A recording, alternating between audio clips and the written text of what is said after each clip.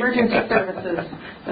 We wrote our recommendation in regards to the closest available air ambulance. Yeah.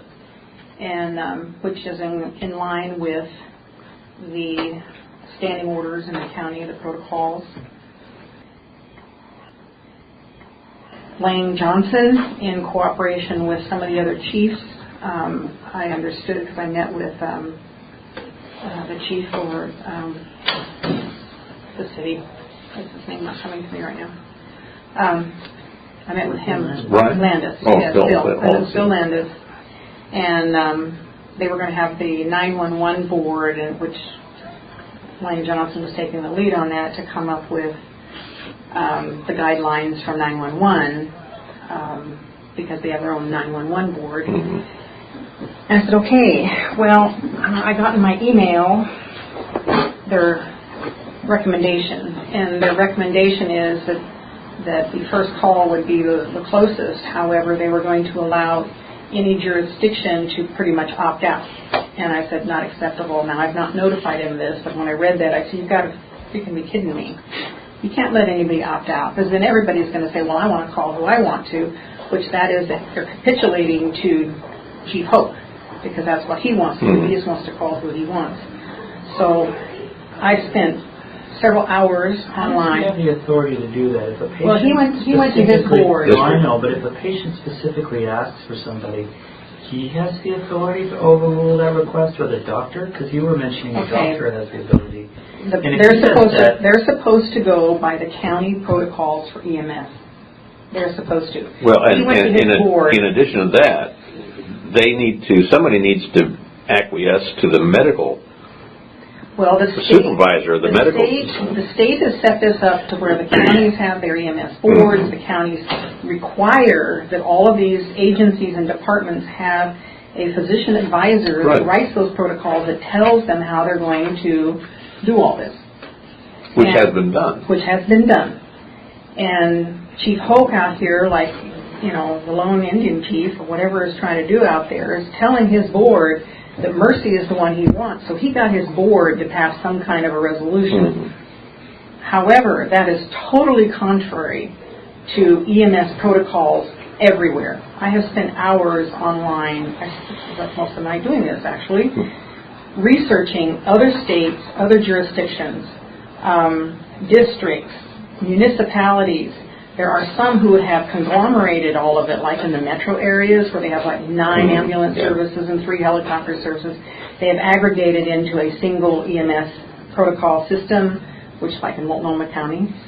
And I could not find one. I've checked New Hampshire, I've checked Arizona, Colorado, Washington, anyway, like 6 different places, some cities. I went looking everywhere. There's not a single one that ever allows a field personnel, paramedic or a field personnel, determine what that air service is going to be. I could find 0.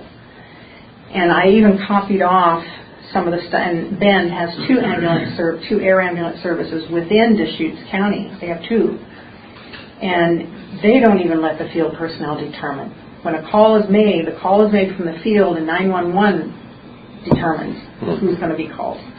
And so I copied off their question and answer thing from Bend. And so as the situation stands, my husband's out of town this week, so he hasn't, reviewed, or I think he's read it, but he's gone right now. He'll be back Friday. And so in us looking at this, where we have one individual wanting to do his own thing out here, and yet that's not the standard of care. Even in the state he came from, Denver, they don't do it either. They don't let the field personnel decide. It's decided at 911 who's called. And so that paragraph that Lang has put in there about letting the jurisdiction decide because they have to allocate their own resources and blah, blah, blah, that's got to go. That's not in keeping with standards of practice throughout the United States, and certainly isn't in the best interest of patients, where someone on the ground is saying, call such and such company. So anyway, we'll probably be dealing with that. I don't, 911 is their own board. However, 911 doesn't have a physician advisor, and they're supposed to have a physician advisor that is writing their protocols. And so I don't know if that's why they're a ship without a rudder, because it seems like Lang is doing some things, and Landis is doing some things, and Kristen is doing some other, and Hamilton in the middle, and I don't know what's happening there. I can't seem to get any direction as to who to go to. One says go to Hamilton, and one says go to Landis, and one says Lang is doing it, and I can't get Kristen to, it wasn't me, but legal couldn't get Kristen to return a phone call. So we don't know what's happening with the 911 board. Okay. Yeah, the medical director for the different fire districts, ambulances, I don't know how you get around that. I mean, you can't. So I'm not sure. And I will just say this: if they continue to insist on trying to do that, they will not have a medical director, because the medical director's license is the one that's and that's the thing. Yeah, because it's his license. It's their license. Yeah. They don't function unless they have a medical license. Right. And he's doing it red. So they're taking advantage, trying to go off and have their own, for lack of a better word, their own little empire as to how they want to run things. You can't do that in an EMS system. That's why the federal government mandated EMS systems to be administered by the state. Yeah. So you wouldn't have that very thing happening. So you are in the process of resolving this conundrum. I'm working on it. The other thing is that I've had reports of Mercy still sending ground ambulances over here picking up patients, and that is continuing to be a violation of our ASA. The letter that we received back from the state said that, unless they were violating ASA, so they are. So do you want me to have legal draft a letter or something else on that again to the state? It's a conversation for executive session.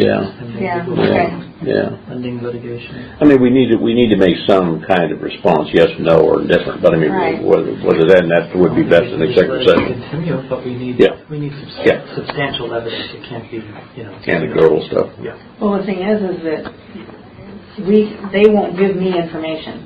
They just say but what they do say is we're going to continue to call Mercy. They verbally have said that. We're going to continue to call Mercy. So with that statement and with the anecdotes that are coming back to me, it should be up to the state to investigate it. So we'll take that. At the end of the day, our motivations for looking out after the best interest of and the health, safety, and welfare of the people of Josephine County. And under the current situation, we only have this much authority. Right. And so we need to exercise that authority if it's not compliant with the best interest of patient care. But at the same time, I think it would be really helpful to maybe have a letter drafted from the medical advisor, the EMS, or AMR, that oversight element, to say, we're aware of this, we recommend, because it really comes back to medical doctors. I think he has done that. He has that letter has been drafted, or reminder somewhere, because that was part of one I just read yesterday. I mean, it was pretty. I don't know how in the world you get sponge room out of that. I'm not sure, but I think that would probably be best as far as what we're going to do would be for executive sessions. You want to check with them and okay. I'll do that.